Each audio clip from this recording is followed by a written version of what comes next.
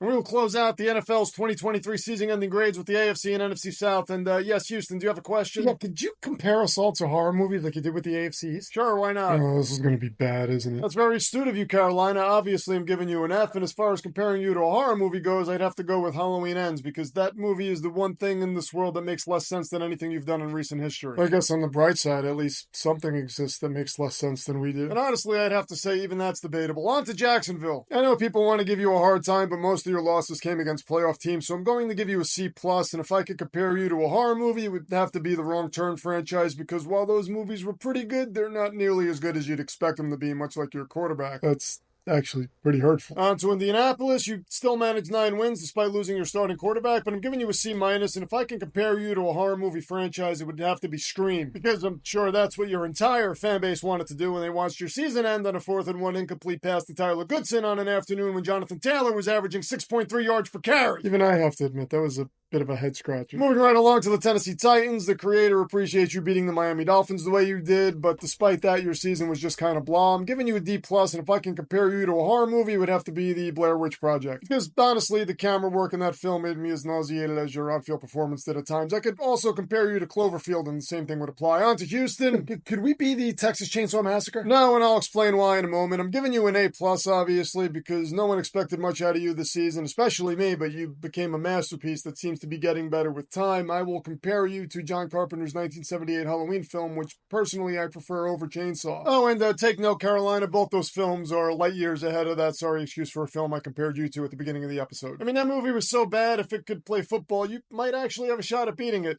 but probably not. On to Atlanta. I'm giving you a D because between Arthur Smith's offense and your quarterback situation, your games were harder to watch than the Human Centipede. Oh, that movie was gross. And so was your offense, which is why that's the movie I'm comparing you to. On to New Orleans. You won 9 games, but you didn't really beat any good teams, so you were just kind of there. I'm giving you a D+, and if I can compare you to a horror movie, it would be something that sounds good in theory, but just ends up making you hate your eyes, so I'm going to go with House of the Dead. I mean, it was a pretty good video game, though. And finally, we have the Tampa Bay Buccaneers, who I'm giving an A to, because I thought you were going to be the clowns of the league, but you ended up making me eat those words by winning your division. And in terms of a horror movie, since I did refer to you as clowns, and then you went on to butcher the Eagles in the playoffs, Just want to thank you for bringing that up. I was going to compare you to Terrifier, but we'll go with something a little more on brand, and I'll compare you to John Carpenter's The Fog. Oh, Bloodthirsty Ghost Pirates. That does seem pretty on brand. I'll take it.